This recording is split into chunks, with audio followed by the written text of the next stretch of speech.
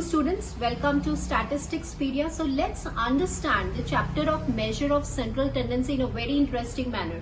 देखिए, once we are preparing for the competitive exams ना, तो हम क्या होता है, हम पहले भी पढ़ चुके हैं measure of central tendency, mean, geometric mean, हमें लगता है हमें आता है, बट हमें इसको बोरिंग वे में नहीं पढ़ना है, थोड़ा इंटरेस्टिंग मैनर में पढ़ना है. तो मेरी जो अप्रोच है वो यही रहेगी स्टूडेंट्स कि आज हम सेंट्रल टेंडेंसी को कवर करेंगे इन अ वेरी स्मार्ट मैनर कि हमारा कॉम्पिटिटिव लेवल पे भी क्वेश्चंस प्रिपेयर हो रहे हैं और हमारे चैप्टर का भी रिविजन हो रहा है. सो चलिए अब हम इस चैप्टर को थोड़ा इंटरेस्टिंग बनाएंगे. कैसे बनाएंगे? मैं बिल्कुल रूट लेवल से स्टार्ट कर रही हूँ. इस तरह से मैं क्वेश्चंस ले रही हूँ कि आपके कॉम्पिटिटिव लेवल्स पे प्रिपेयर हो रहा है, लाइक संगणक and CA foundation and other competitive exams. If you are preparing, जहाँ पे स्टैटिस्टिक्स है और मेजर ऑफ सेंट्रल टेंडेंसी एक टॉपिक है, तो वहां पे हम क्वेश्चंस करेंगे रूट लेवल पे और उसी की हेल्प से हमारा पूरा चैप्टर का रिविजन हो जाए. क्या है, मैंने पूरे एंटायर चैप्टर को ब्रेक किया है डिफरेंट सेक्शंस में, जो अभी आप यहाँ देख रहे हैं. आज जो है हम हर लेक्चर में दो जो है वो डिविजन्स लेंगे. आज का जो टॉपिक है स्टूडेंट्स वो है properties of mean and formulas based on mean. आप अपनी कंटिन्यूटी को मेंटेन रखिए, आप एंटायर चैप्टर भी समझ जाएंगे, क्वेश्चंस भी आपकी प्रैक्टिस हो जाएगी and we will understand in a very interesting manner. आपको मजा भी आएगा इसको सॉल्व करने में. So let's begin with it students. Do like, share and subscribe my channel. Any doubt, then do comment to me, or if any topic if you want to understand, then again you can comment to me anytime. I'm there to help you out. So let's begin with the topics now. Okay, so students, अभी हम क्या कर रहे हैं, what we are following is कि हम एक properties of mean discuss करते जाएंगे in the form of the questions. Yes, तो it is a practice भी हो जाएगी आपकी questions की, and उन properties को कैसे use करना है questions पे वो भी हमें आ जाएगा. So, सबसे पहला क्वेश्चन देखिए, if there are three observations 15, 20 and 25, then the sum of the deviation of the observation from their mean is what? तो स्टूडेंट्स अभी आपको क्या दिया हुआ है, आपको तीन वैल्यूज दिया हुआ है 15, 20 and 25, और यहाँ पे आपसे बोला गया है the sum of the deviation of the observation from their mean is what? तो हम यहाँ प्रॉपर्टी होती है, वो होती है आपकी. सो स्टूडेंट्स अभी क्या है कि आपको ये जो प्रॉपर्टी है, सबसे पहले हम इसको अलग अलग फॉर्म में समझेंगे कि किस किस तरह से क्वेश्चंस आ सकते हैं. इस प्रॉपर्टी को क्या बोलते हैं? The sum of the deviation. ये आपकी ऑब्जर्वेशन है. डेविएशन मतलब होता है स्टूडेंट्स डिफरेंस, और ये आपका मीन है. ठीक है, तो मीन की एक सबसे इंपॉर्टेंट प्रॉपर्टी क्या होती है कि जब आप ऑब्जर्वेशन का डिफरेंस, जैसे यहाँ पे ऑब्जर्वेशंस क्या है, 15 है, 20 है और 25 है.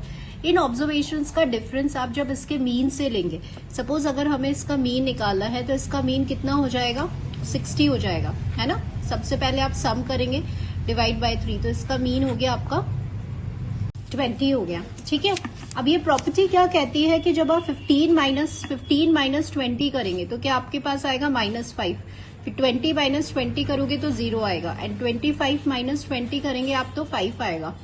तो जब आप इस ऑब्जर्वेशन का डिफरेंस मीन से ले रहे हैं और जब आप इसका ऐड कर रहे हैं तो देखिए क्या आ रहा है, आंसर 0 आ रहा है. ठीक है, तो दिस इज अ प्रॉपर्टी. अब इसको किस किस फॉर्म में यूज कर सकते हैं आपको ये समझना इंपॉर्टेंट है. ठीक है, अब देखिए क्वेश्चन क्या है. If there are 3 observations then the sum, this is the sum of the deviation of the observation taken from their mean. तो यहाँ पे हमें कैलकुलेट करने की जरूरत नहीं है, हमें सीधे प्रॉपर्टी पता है, तो इसका आंसर क्या होने वाला है, 0 होने वाला है. ठीक है, अब इसी क्वेश्चन को हम दूसरे फॉर्मेट में समझेंगे. ये देखिए, the sum of the deviation of the first 10 natural numbers from 5.5 is what. ये देखिए ये क्वेश्चन क्या है. पहली बात क्या है कि आपको फर्स्ट 10 नेचुरल नंबर्स जो है उसका मीन निकाल लीजिए. ठीक है, तो यहाँ पे हम जब फर्स्ट 10 नेचुरल नंबर्स का मीन निकालेंगे तो ये मीन का फॉर्मूला होता है. यस, एंड या तो आप इसको ऐड कर लीजिए 1 + 2 + 3 + 10. ठीक है, नहीं तो फिर मैं आपको आगे भी बताऊंगी n × n + 1/2 वाला फॉर्मूला हम यूज करेंगे. तो ये जो मीन आ रहा है वो 11/2 आ रहा है. This is comes out to be 5.5. Don't worry about this formula, मैं अभी आपको पूरा प्रॉपरली बताऊंगी कैसे आता है ये. ठीक है, तो अभी आपका मीन आ रहा है 5.5. This is the mean. अब समझिएगा यहाँ पे क्वेश्चन क्या है, the sum of the deviation of the first and natural numbers from 5.5। तो 5.5 तो अपना क्या आ रहा है, मीन आ रहा है। अब क्वेश्चन क्या कह रहा है यहाँ पे कि आप ये जो आपकी ऑब्जर्वेशंस है 1 2 3 अप टू 10, उसका आप क्या कर रहे हो, सम कर रहे हो, डेविएशन ले रहे हो, किससे, मीन से ले रहे हो। मीन क्या आ रहा है 5.5, तो ये भी आंसर क्या ही आने वाला है, 0 आने वाला है। अब आप ऑप्शन में देखिए, कंफ्यूज करने के लिए 11/2 भी गिवन है, राइट, बट हमें क्या करना है, हमें सीधे इस प्रॉपर्टी को यूज करना है। तो ये इसका दूसरा फॉर्म है, दूसरा टाइप है, जब हम इस प्रॉपर्टी को इम्प्लीमेंट कर रहे हैं यहां पर। ठीक है स्टूडेंट्स, तो अभी आपने मीन की पहली प्रॉपर्टी पढ़ा है और किस फॉर्म में उसका क्वेश्चन आ सकता है हमने ये समझा है। नेक्स्ट क्वेश्चन पे चलते हैं। फॉर द फ्रीक्वेंसी डिस्ट्रीब्यूशन, आपको ये डिस्ट्रीब्यूशन दिया हुआ है, it is minimum and least when A is what, and 4 options are given to you. तो this is the first property. अब स्टूडेंट सेकेंड प्रॉपर्टी क्या होती है, मीन की प्रॉपर्टी क्या होती है कि समेशन x माइनस मीन का स्क्वायर। पहले हम यहाँ पे सिंपल कोई डेविएशन नहीं था, यहाँ पे जो डेविएशंस आप ले रहे हैं वो स्क्वायर्ड डेविएशंस ले रहे हैं और फिर उसका सम कर रहे हैं। तो मीन की प्रॉपर्टी क्या होती है कि अगर आपके डेविएशन स्क्वायर्ड हो गए, अगर आप ऑब्जर्वेशन का डिफरेंस मीन से ले रहे हैं और वो डिफरेंस स्क्वायर्ड हो गए और उनका सम ले रहे हैं, तो ये डिफरेंस हमेशा मिनिमम आएगा, हमेशा लीस्ट आएगा। ठीक है, ये इसकी सेकंड प्रॉपर्टी है।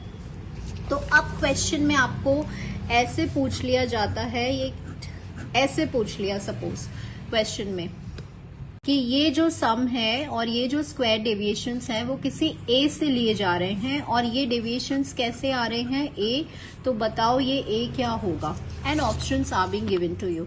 यस, सो अगर हमें ये प्रॉपर्टी बहुत अच्छे से आती है तो हम क्विकली आंसर करेंगे कि जो ए है वो क्या है, that will be mean. Why? Because mean की प्रॉपर्टी होती है कि जो स्क्वायर्ड डेविएशंस होते हैं वो हमेशा लीस्ट होते हैं और हमेशा मिनिमम होते हैं। यस, और क्या क्वेश्चन आ सकता है स्टूडेंट्स, आपको ये दे दिया जाएगा कि बताओ इसकी वैल्यू कैसी है, 0 है, मिनिमम है, मैक्सिमम है, कैसी है। तो ये इसकी वैल्यू हमेशा कैसे आने वाली है, मिनिमम आने वाली है और लीस्ट आने वाली है। तो अभी देखिए हम क्वेश्चंस भी सॉल्व करते जा रहे हैं और हमारे जो मीन की प्रॉपर्टीज हैं वो भी रिवाइज होती जा रही है। नाउ नेक्स्ट क्वेश्चन देखते हैं। Which of the following statement is wrong? जो इनकरेक्ट स्टेटमेंट है वो हमें बतानी है। Mean is rigidly defined. अब मैं आपको एक एक पॉइंट क्लियर करती हुई जाऊंगी, ठीक है। मीन इज रिजिडली मतलब समझते हो, रिजिडली मतलब होता है clearly defined. Yes, now what do you mean by clearly defined? Mean का, जैसे ये मीन का फॉर्मूला है, ठीक है, यहाँ पे हमने क्या किया, मीन का फॉर्मूला अप्लाई करा। तो अब यहाँ पे कोई भी इस मीन के फॉर्मूले को अप्लाई करेगा ना तो आंसर सेम ही आने वाला है, सबका रिजल्ट जो है वो सेम ही आने वाला है। तो यहाँ पे हम क्या कहना चाहते हैं कि मीन की जो डेफिनेशन है, जो फॉर्मूला है या एवरेज कैलकुलेट करने का जो मेथड है वो क्लियरली डिफाइंड है। तो क्या ये बात सही है या ये बात गलत है? तो इट इज एब्सोल्युटली ट्रू कि कोई भी एवरेज निकालेगा तो मीन जो है वो क्लियरली डिफाइंड है, उसका जो आंसर है, जो रिजल्ट है वो सेम ही आने वाला है। नेक्स्ट देखिए, mean can be calculated for open end classes. Now सबसे पहले हम समझते हैं कि ओपन एंड क्लासेस क्या होता है। ओपन एंड क्लासेस मतलब स्टूडेंट ये होता है कि सपोज अगर आपके पास कोई ऐसा डेटा गिवन है,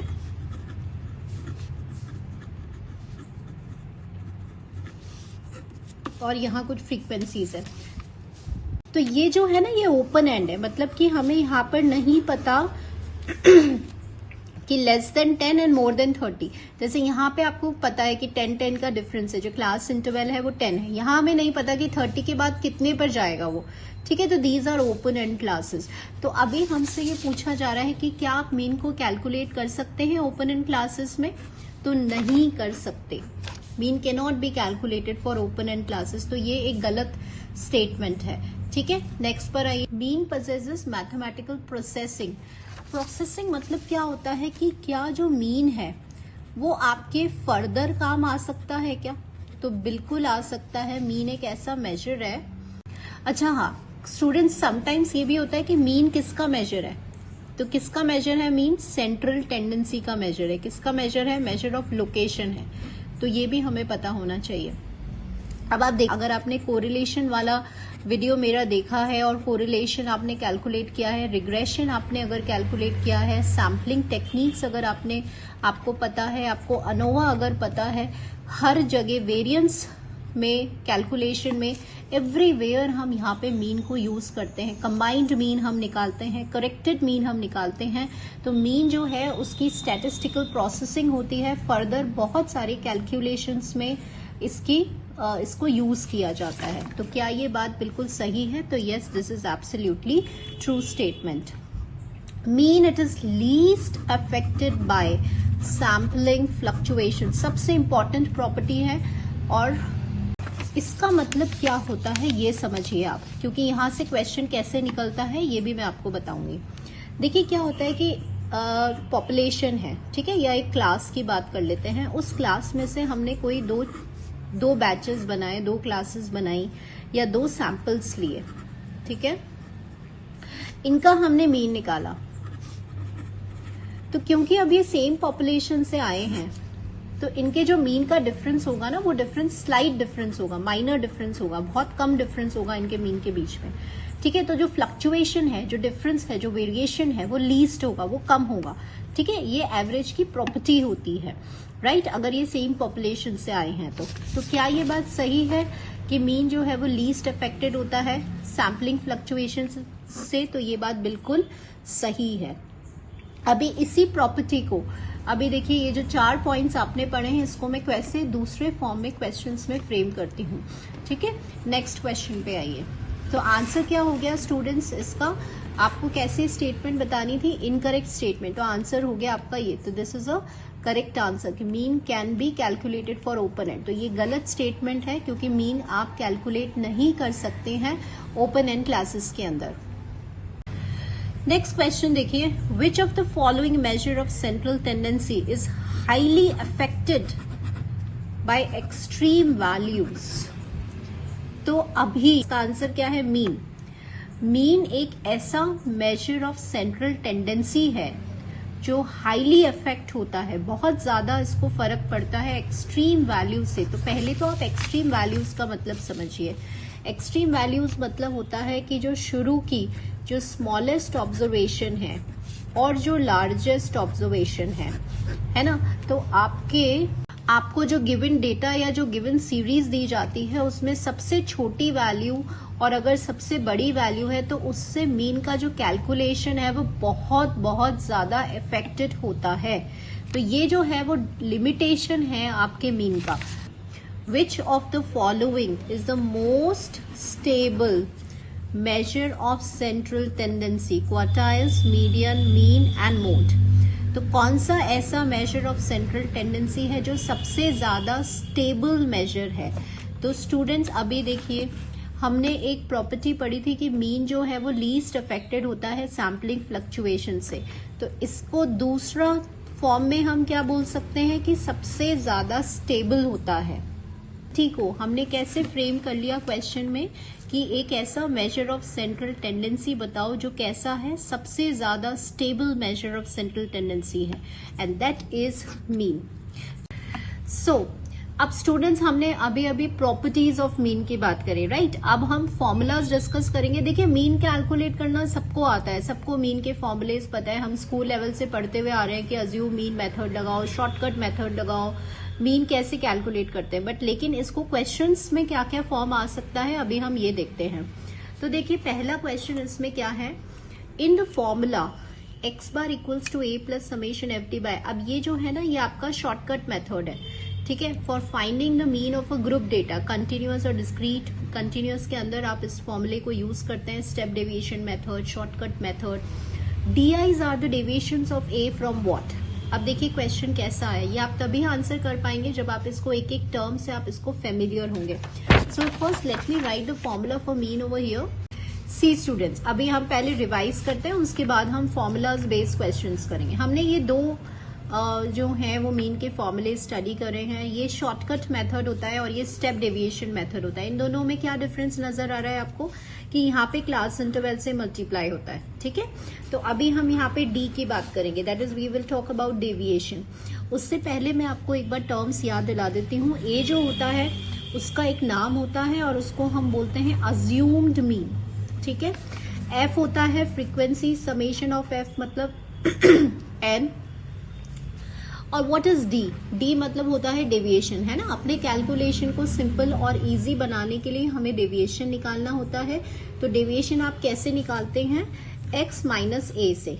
x मतलब जो भी ऑब्जर्वेशन क्वेश्चन में गिवन है और a मतलब जो भी आपने अज्यूम्ड मीन लिया है उसमें से आप इसका डेविएशन, ये शॉर्टकट मेथड है, ठीक है। लेकिन क्या होता है आपकी कैलकुलेशन को आपको और इजी बनाना है, जैसे 0 to 10, 10 to 20 है ना, तो इसका क्लास इंटरवल 10 है, तो इसको और इजी बनाना है तो फिर हम d ले लेते हैं x minus A by H. H class interval होती है।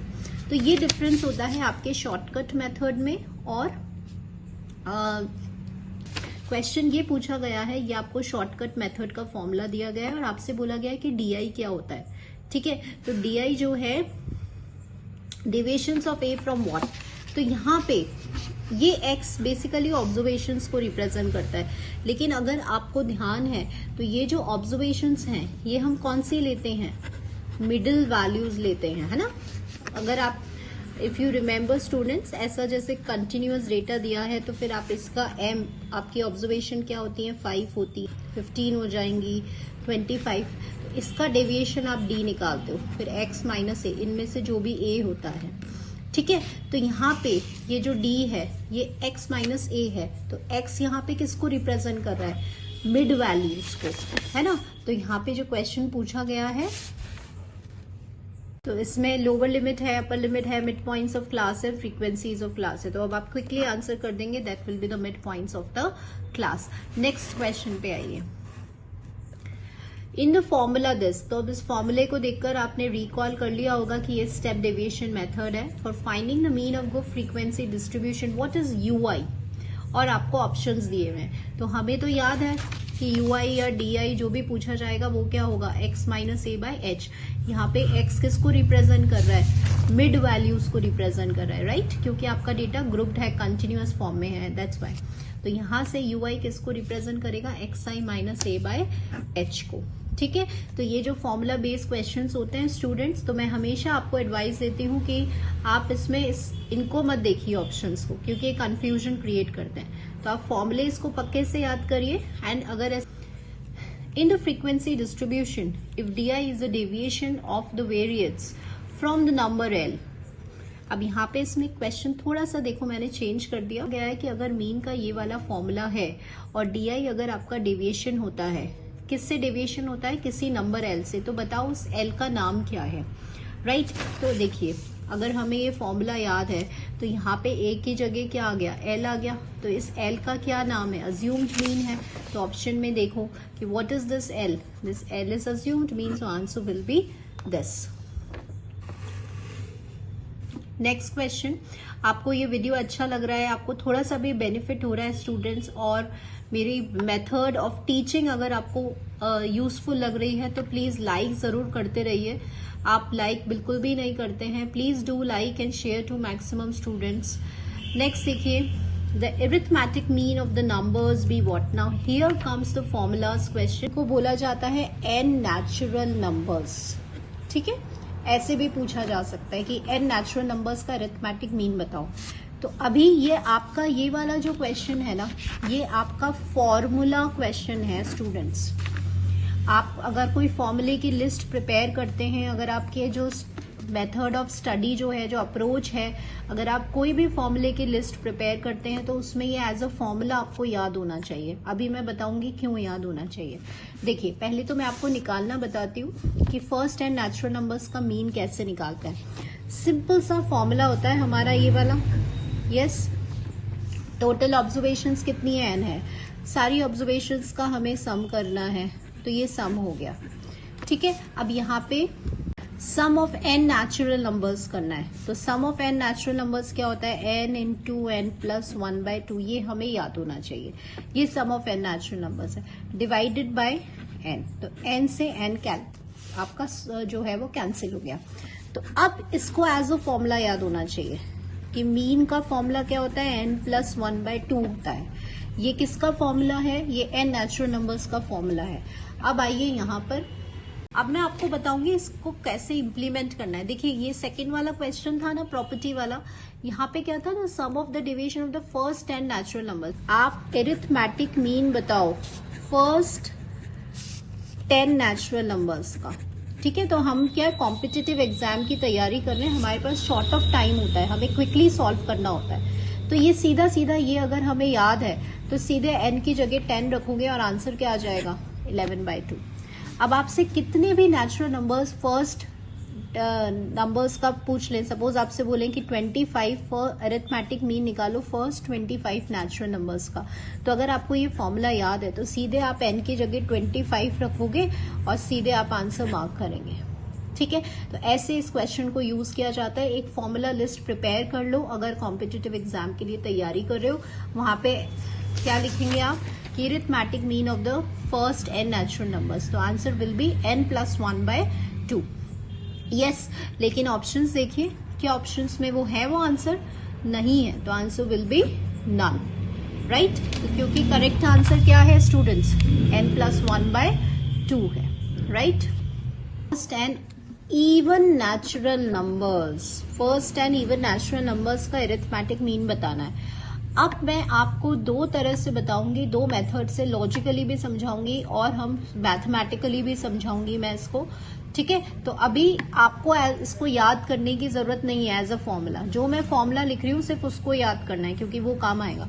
ये जो है वो याद नहीं करना, ये हम ऐसे लॉजिकली ही इसको याद करेंगे। होता है 2n होता है, ठीक है। तो अगर हम जनरल रिप्रेजेंटेशन लेंगे तो आप ऐसे ही तो लिखोगे 2 4 6 8 कहां तक, 2n तक। आपको इसका अरिथमेटिक मीन निकालना है ना। तो अभी मैं आपको मैथमेटिकली बता रही हूँ। मीन क्या हो जाएगा, 2 + 4 + 6 + 2n। ये तो ऑब्जर्वेशन है और टोटल ऑब्जर्वेशन कितनी है, n है, ठीक है। अब यहां से आप 2 को कॉमन लेंगे तो 1 + 2 + 3 + n आएगा और ये n आ गया, है ना। और हमें पता है sum of n natural numbers होता है n into n plus 1/2 into n। तो n से n कैंसिल, 2 से 2 कैंसिल, तो आंसर क्या आ रहा है, n + 1। ये आंसर है आपका। बेसिकली हम कैसे मूव करेंगे, आप कोई भी इवन नेचुरल नंबर्स ले लीजिए। Suppose if I take an example, I take these as an even natural numbers, ठीक है। और इसका हम मीन निकाल रहे हैं। तो नंबर ऑफ ऑब्जर्वेशंस कितनी है, 3 है, तो 3 से डिवाइड कर दी और इसका आपने यहाँ पे सम कर दिया। तो कितना आ रहा है आपका, 4 आ रहा है आंसर, ठीक है। एक और लेकर देखते हैं। यहाँ पे 2 4 ले लिया, 6 ले लिया, 8 ले लिया। अभी मुझे इसका मीन निकालना है, तो आप क्या करेंगे, 2 + 4 + 6 + 8। टोटल ऑब्जर्वेशन स्टूडेंट्स कितनी थी, 4 है, तो डिवाइड बाय 4 करेंगे। तो ये आंसर कितना आ रहा है आपका, 5 आ रहा है ना। अब मैंने क्यों बोला, तो ये लॉजिकली जाना इन क्वेश्चंस में हमारे लिए इजी होता है एज कम्पेयर टू मैथमेटिकल, अगर फॉर्मूला आपको याद नहीं होता है तो। देखो अब मैं यहाँ पे हाईलाइट कर रही हूँ कि जब n 3 था तो मेरा आंसर क्या आ रहा था, 4 आ रहा था।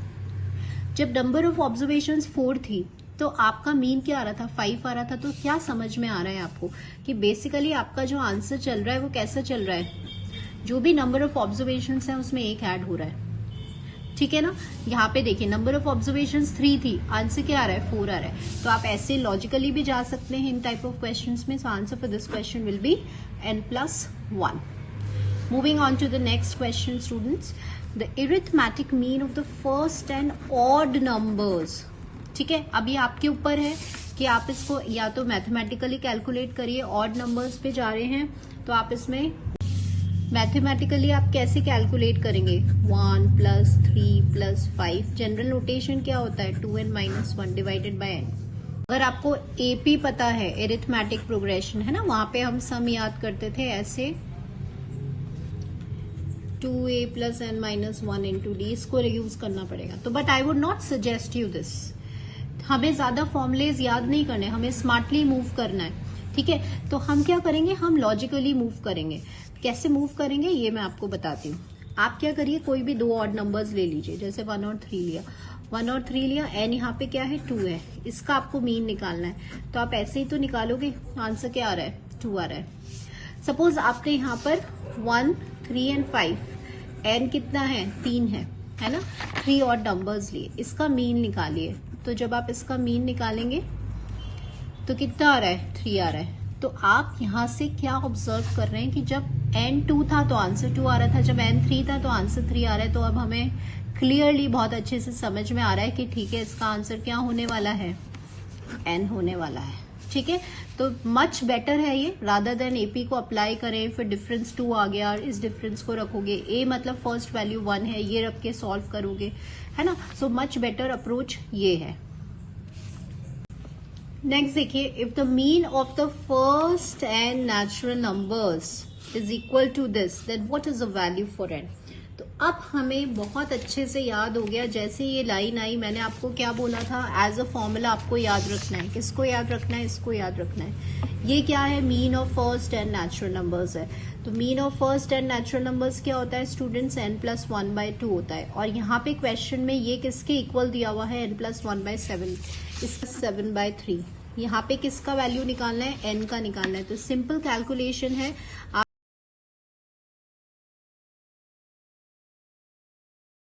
so answer for this question will be this. In the distribution of the values of the observation with the frequencies this, then the mean of the distribution is. Now here also मैं आपको एक formula बताने वाली हूँ students, लेकिन उससे पहले आपको पूरा सॉल्व करके हम देखेंगे कि ये क्या क्वेश्चन है। एक बार क्वेश्चन देखिए क्या है, आपको ऑब्जर्वेशंस ये दिया हुआ है और फ्रीक्वेंसीज ये दिया हुआ है और आपसे मीन पूछा गया है, ठीक है। तो पहले आई विल टेल यू कि कैसे आपको सॉल्व करना है। तो देखिए, आपने अभी अभी ये फॉर्मूला इंप्लीमेंट करना सीख लिया, ठीक है, जनरल फॉर्मूला। अब अगर फ्रीक्वेंसीज गिवन होती है तो ये फॉर्मूला ये हो जाता है, फ्रीक्वेंसी इंटू एक्स। तो यहाँ पर आप क्या करेंगे, सबसे पहले यही करेंगे, है ना, इसको मल्टीप्लाई करेंगे। तो 1 स्क्वायर 2 स्क्वायर 2 बार मल्टीप्लाई हो रहा है, फिर 3 स्क्वायर लिखोगे, फिर 10 स्क्वायर लिखोगे, then we will find mean. तो मीन क्या होता है, इन सबको आप ऐड करेंगे, 10 square divided by n। n मतलब क्या होता है, सारी फ्रीक्वेंसीज का सम। तो आप इसको ऐसे लिखेंगे, ठीक है।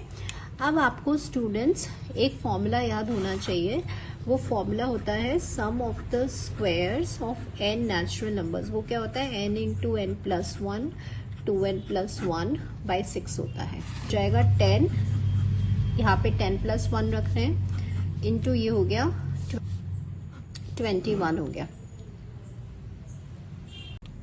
बाय 6 है ना, 6 से डिवाइड हो गया, इनटू। तो ये तो आपने अभी इसका आंसर निकाला है। अब ये आंसर क्या हो जाएगा, सम ऑफ n नेचुरल नंबर्स। तो n इंटू n प्लस 1/2, तो 2 I am writing it upwards. तो ये तो कैंसिल हो गया, है ना, ये कैंसिल हो गया, 3 7 तो आंसर आ गया 7, ठीक है। वो क्या याद रखना है कि अगर आपका x n नेचुरल 1 से n तक जा रहा है और अगर आपकी फ्रीक्वेंसीज भी सेम है, जैसे हाँ ये इस पे, ठीक है, तो फिर आपके मीन का फॉर्मूला क्या होगा, ये आपको याद रखना है। तो मैं आपको अभी सॉल्व करके बता रही हूँ। जैसे यहाँ तो 10 था ना, तो यहाँ पर मैं इसको n ले रही हूँ। तो n plus 1 2n plus 1/6 n into n plus 1/2। तो आप देख रहे हैं ये आ रहा है 2n plus 1/3। Learn it as a formula students, learn it as a formula. I am marking this question as a formula. ये आपको अपनी फॉर्मूला लिस्ट में लिखना है। इसका पैटर्न कैसे आएगा कि अगर ऑब्जर्वेशंस और फ्रीक्वेंसीज अगर सेम है तो फिर जो मीन आपको निकालना है वो मीन क्या आने वाला है, 2n प्लस 1/3। इससे हमें क्या फायदा होगा, हम जो इतना कैलकुलेट कर रहे हैं वो कैलकुलेशन सेव हो जाएगा, टाइम सेव हो जाएगा हमारा, है ना। अब यहाँ पे वो n कितना भी देगा, जैसे इस क्वेश्चन में n आपको 10 दिया हुआ है और अगर आपको ये आंसर याद है तो आप सीधे n की जगह 10 को रखेंगे और विद इन अ सेकेंड आप आंसर मार्क कर देंगे. ठीक है. So answer for this question will be 7. The arithmetic mean of NC0, NC1. Now you know that what is C represents over here. C यहाँ पे कॉम्बिनेशन को represent कर रहा है और आपसे आपकी जो ऑब्जर्वेशंस है वो कॉम्बिनेशन में एक्सप्रेस्ड है and you need to find the mean for this. तो आप लगाएंगे तो ये मीन का फॉर्मूला होगा. ऑब्वियसली सारी ऑब्जर्वेशंस का सम करेंगे and divide by. Now what is the major problem over here कि हमें इसका सम तो याद है ही नहीं. राइट कॉम्बिनेशंस में इसका सम याद नहीं है. तो याद नहीं है तो हमें याद करना होगा बिकॉज ये एक स्टैंडर्ड रिजल्ट है जो हमने स्कूल लेवल पे स्टडी किया था. तो एक चीज यहाँ पर आपको ध्यान रखनी है. See what you have to remember. यहाँ पे ये जो वैल्यूज है ना, देखिए अगर वैल्यूज 1 से n तक स्टार्ट होती है, जैसे अभी हम फर्स्ट एंड नेचुरल नंबर्स कर रहे थे, तो टोटल नंबर ऑफ ऑब्जर्वेशंस कितनी थी? n थी. और अगर आपकी ऑब्जर्वेशंस है 0, 1, 2, 3 अप टिल n, तो नंबर ऑफ ऑब्जर्वेशंस कितनी होंगी? n+1 होगी. ठीक है. तो ये सबसे इंपॉर्टेंट बात I am telling you because इससे कैलकुलेशन आपका गलत हो जाएगा. यहाँ पे आप देख रहे हैं 0, 1, 2 अप टू n जा रहा है, तो 0 से n तक कितनी ऑब्जर्वेशंस टोटल होंगी? n+1 ऑब्जर्वेशंस होंगी. ठीक है. तो जो सम होता है वो होता है 2 की पावर n. ठीक है. ये कॉम्बिनेशंस में बाइनोमियल्स थ्योरम्स में है, ये स्टैंडर्ड रिजल्ट यूज करना है और डिवाइडेड बाय 2n+1. तो आपका आंसर क्या हो गया? 2 की power n divided by n+1. ठीक है. Values which have the frequencies this.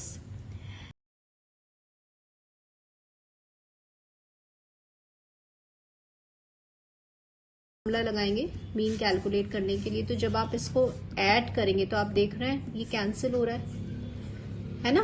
सारे 1 1 आ जाएंगे क्योंकि वैल्यूज रेसिप्रोकल है. डिवाइड में फ्रीक्वेंसीज का सम. तो अब ये तो 1 कितनी बार ऐड हो रहा है? कितनी टर्म्स है? n टर्म्स है तो n बार ऐड हो रहा है. And sum of n natural numbers क्या होता है? n into n+1/2. कैंसिल होके क्या आंसर आ रहा है? 2 into n+1 will be the answer. This is the answer. ठीक है. सो होप नेक्स्ट हमारा जो रहेगा वो कंबाइंड मीन पर क्वेश्चंस रहेंगे और आप बिल्कुल लेक्चर्स की कंटिन्यूटी को मेंटेन रखें, तभी आपको ये समझ में आएगा. क्योंकि मैं बिल्कुल रूट लेवल से स्टार्ट कर रही हूँ, उसको लेवल 0 से स्टार्ट कर रहे हैं और धीरे धीरे हम लेवल जो है वो अप करते जाएंगे, कैलकुलेशंस पे भी आएंगे और जो क्वेश्चंस है वो डिफिकल्ट करते जाएंगे.